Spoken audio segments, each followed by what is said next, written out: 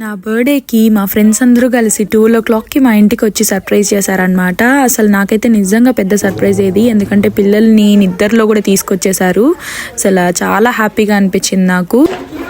ఎక్కడికి వచ్చావు? Happy birthday to you. పిల్లల్ని వేసుకొని ఏంటబ్బా నైట్ కేక్ కోసేస్తాను తినేసి.